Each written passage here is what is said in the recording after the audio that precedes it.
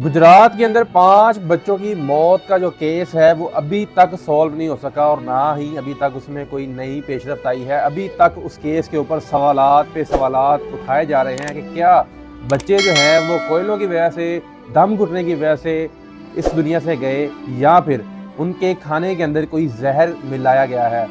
फुरकान शाह साहब हैं, crime analyst हैं, पाकिस्तान के काफ़ी फेमस हैं। उन्होंने कुछ क्वेश्चन उठाए हैं जो कि काफ़ी ज़्यादा हद तक वैलिड हैं। उन क्वेश्चन में सबसे पहला जो सवाल है वो ये है कि बच्चों के जो मौत है वो जहर से हुई है। शक की बुनियाद पर ये कहा जा रहा है कि बच्चों की जो मौत है वो जहर से हुई है, क्योंकि जो कोयले हैं वो 1 से 2 किलो अगर जलते हैं तो वो इतनी देर नहीं चल सकते कि वो इतनी गैस पैदा करें कि बच्चे जो हैं वो इस दुनिया से चले जाएं।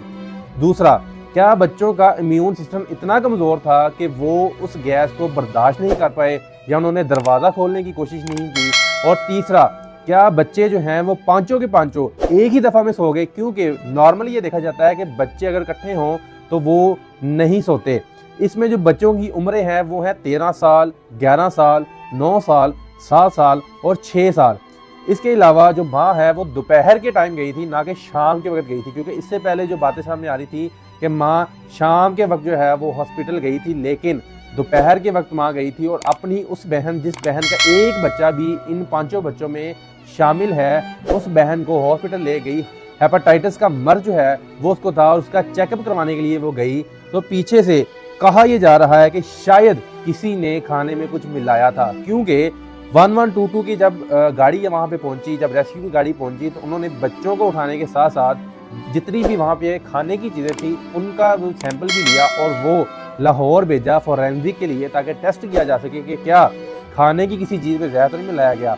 अब ये भी सवाल उठाए जा रहे हैं कि बच्चों का जो बाप है वो मलेशिया से अपने बच्चों के जनाजे में क्यों नहीं शरीक हुआ। तो ये भी पॉइंट क्लियर किया जा सकता है कि बच्चों का जो बाप है उसकी जो सैलरी है वो 60 से 65 हज़ार रुपये पाकिस्तानी है, जो कि मलेशिया के अंदर पिछले चंद अरसे से वो वहाँ पे जॉब कर रहा है और मे भी वो इस सिचुएशन में ना हो कि वो पाकिस्तान आ सके या उसके पास इतना बजट ही ना हो कि वो अपने उन बच्चों के जनाजे में आ सके जो उसके इकलौते वारसीन थे, जो इस दुनिया में नहीं रहे। तो सवालात काफ़ी ज़्यादा उठाए जा रहे हैं। ये भी कहा जा रहा है कि मे भी उनका कोई हमसाया या गाँव का कोई शख्स जो उनसे जलता था कि इनके इतने बच्चे हैं, उसने किसी ने जो है वो खाने के अंदर जहर मिलाया है और वो जो है वो बच्चों को खिलाया है, क्योंकि 5 बच्चे जो है वो एक दफ़ा में दुनिया से नहीं जा सकते। तो शक व शुबहात काफ़ी ज़्यादा है, क्लियर ये होंगे जब पोस्टमार्टम होगा। इसमें एक सवाल और भी उठाया जा रहा है कि बच्चों का पोस्टमार्टम क्यों नहीं किया गया।